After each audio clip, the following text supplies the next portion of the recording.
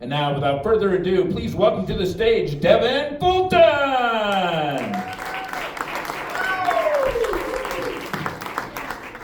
Welcome to the Rialto, everyone. How are we feeling? Oh yeah. Come on, let's get more energy than that. How are we feeling today? All right, that's more like it. Who here is excited to see Learnmore Jonasi from America's Got Talent? Am I right? Hell yeah. And just quick note, the tea lights on your tables, make sure to turn those on, get some drinks. I'll look prettier the more drinks you guys get. And make sure to tip your staff well, they kick ass. If everyone gets drinks at the same time and all the tea lights are on at the same time, it's gonna look like a candlelight vigil for Amy Winehouse. So without further ado, who's ready for an exciting night of laughter and comedy? So did you guys hear about Learnmore Jonasi being sued by Disney? Have you heard about that? It's crazy, and Disney loves lawsuits. I'll let Jonasi speak more on himself in the lawsuit, but I always imagine Mickey Mouse in a courtroom and the prosecutor's like, hey Mickey, so you murdered Minnie because she was just being really silly?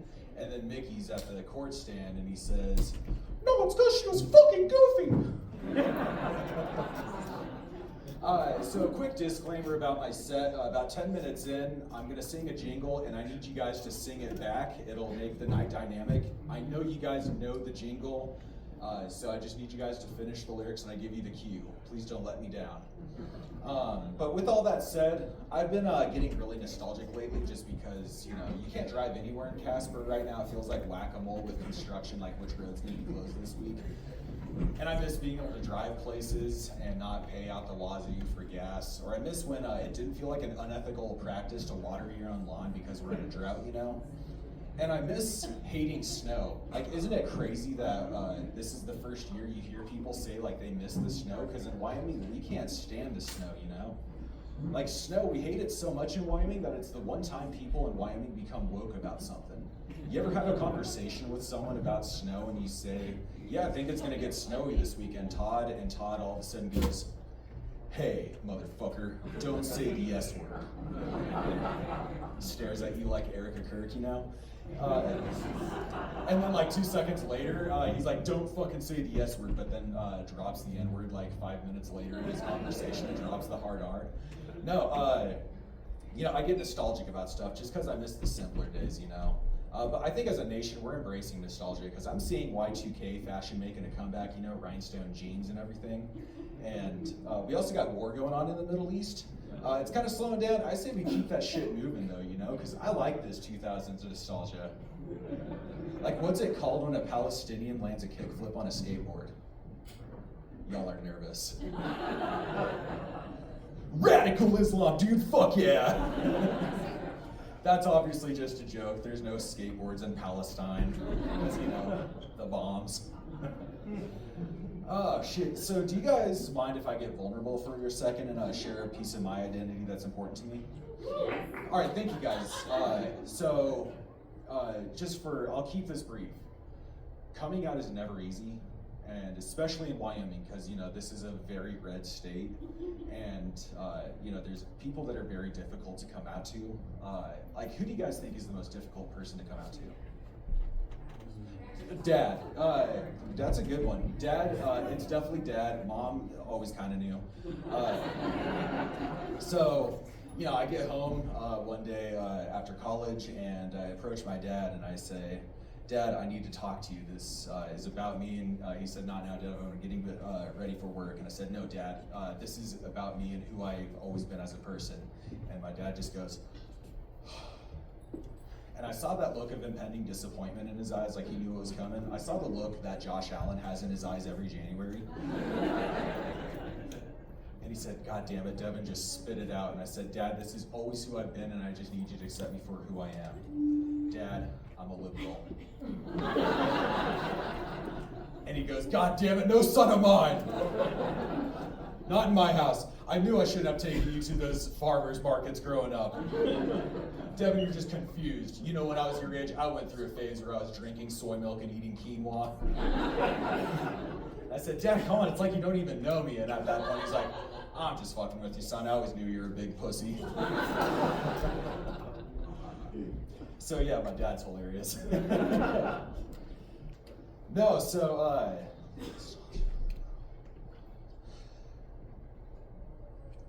as you guys can tell, I'm bald as fuck, dude. Like when I walked on stage, you probably thought like I was the evil villain to Mr. Clean. Was gonna give you the dirty eraser, you know? And I'll be honest, I'm fine with being bald now, but it sucked to go in bald at age 19 because, 19's a pivotal age for getting puss. And instead, I just watched my hair fall out in the showers and it felt like I was dying. And so I was like taking classes on charisma and like how to woo the ladies, and I'm so thankful my current lady's a social worker and an angel because she's the only one on earth that I think my redeveloped riz could have worked on. One day I just went up to her and I was like, "Hey, yo, girl, you want this Make-A-Wish dick?" Don't worry, I donate. But no, my poor lady though, like, I realize she's never gonna experience that romantic feeling of playing with her man's hair when I go down on her. Instead, she just has to palm my shit like a basketball. She just yells, "Michael Jordan!" And being bald, it just makes you very insecure, and I get so insecure in the bedroom that by the time I'm finishing, I'm like sobbing my eyes out, And my lady though, she tries to cheer me up because she's an angel, and she'll say like, "Don't worry, babe, sex with you is like a movie," and I'm just like, "Really, what kind of movie?" And she says, "Well, when you're crying and finishing, it's like a tearjerker." Now, I'm better trying to understand what women go through because, I lack empathy. And so to better understand what white women go through, I actually changed my identity. So now I go by Devin Marie Fulton. And it's pretty cool, actually. Like, ever since I made this switcheroo, I've noticed some feminine changes to my psyche. Like, when I go to the gym now as Devin Marie Fulton, my gym bros come up to me and they're like, "Hey, man, you ready to hit arms today?" And I'm like, "Psh. No, I'm gonna hit Kegels." And they're like, "What, don't you want to be able to bench 300 pounds someday?" I'm like, "No, I want to be able to jump on a trampoline and not piss myself." I still size guys up in the gym, I'll see a guy that's bigger than me, like benching 400 pounds on the bench press, and I'll go and load up the exact same amount of weights on the glute hip thrust drive. So I'm always like matching his grunts with my moans, so all I hear in the gym is like, "Ugh! Ugh!"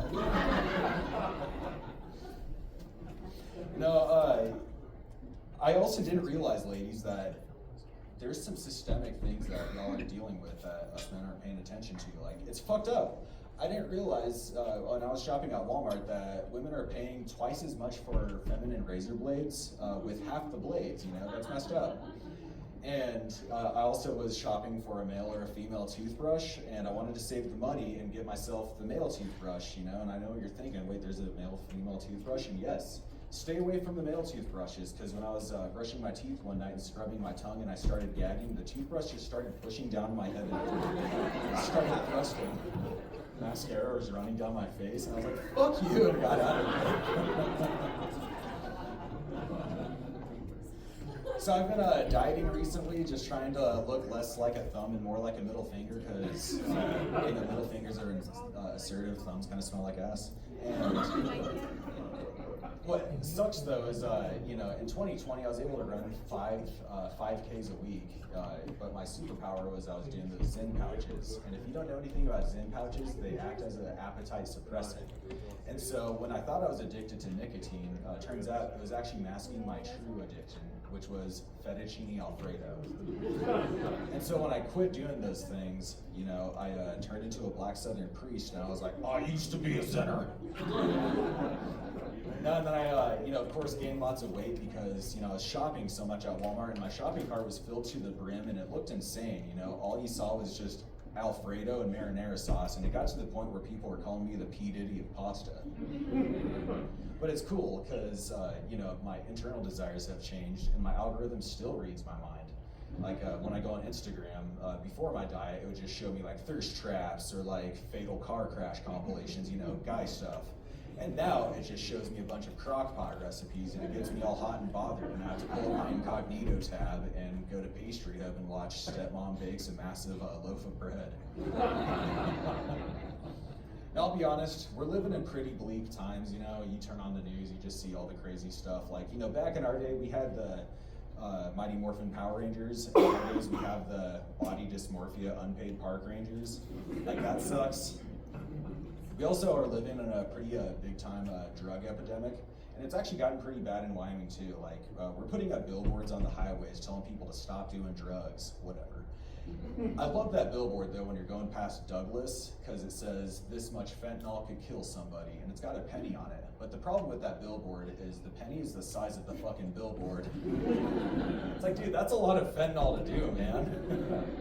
Now, I complain a lot, but we also have some really cool stuff going on. I think we need to connect with our joys and embrace gratitude. Like, who here went to Nick Fest today, or went to Funky Junk a couple weekends ago? Like, pretty cool stuff going on. Yeah, give some noise to them. They did a lot of work. You know, we got stuff like that going on. We got cool concerts coming to Casper. You know, at the Ford Wyoming Center, it's cool to see them booking artists like Hozier and Weird Al. And it's awesome to see those artists, and it's just refreshing to see artists other than Tech Nine every year. There's nothing wrong with Tech Nine's music other than it fucking sucks.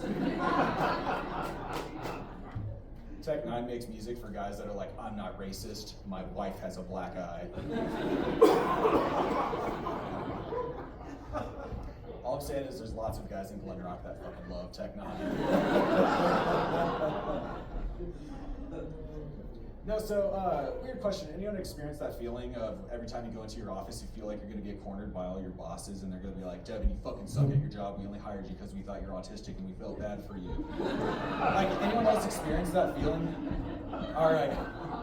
What's confidence feel like? No, so what I'm describing is imposter syndrome, and it's not healthy having that in your head, and so I've been doing exposure therapy to get that out of my head and face my fears. And so now whenever you see me walking around Casper at the gym and I have headphones on, just know you are seeing me listen to an audio file of this guy going, Devin, you big bitch, you bald pussy, I'm gonna kick your ass. You don't fucking deserve to be here. And the best part of that for me is it's a completely free service because it's just a voicemail from my dad.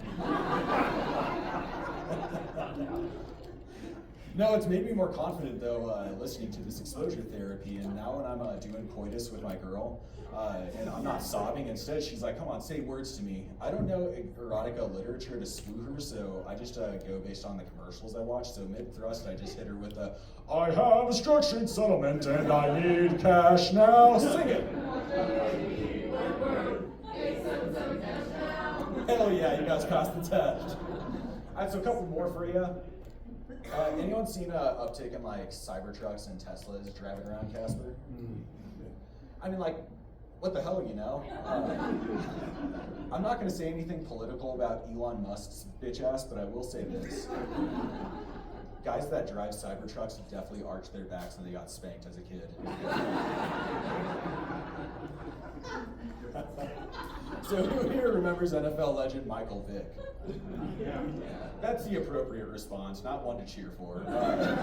For those that don't know, Michael Vick was drafted into the NFL in 2002, and he was taking the NFL by storm because he was like the Lamar Jackson of his era. He was running around super fast and was even on the cover of Madden 04 and took the Falcons to the NFC Championship game in like 06. But then in 2007, he got arrested for dogfights and went to prison. He gave pit bulls an even worse name on that breed than Pitbull the artist. I'll be honest, he served his time and got what he deserved, but guys, it's been 19 years. I say we let him do the thing again. But, hold on. Instead of with real dogs, we give them the furries.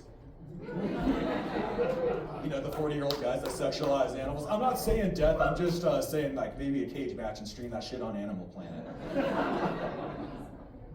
All right, so yeah, you know, kind of wrapping up my set, you know, I miss the simpler days, guys. I miss when gas wasn't so expensive, everything wasn't so overstimulating. That's why St. Patrick's Day is my all-time favorite holiday, because it's just simple, you know. Christmas, you have to buy things for people you hate. You have to dress up fancy on Halloween, or I guess the poor people love to dress up as like their favorite Nightmare Before Christmas pajamas, you know.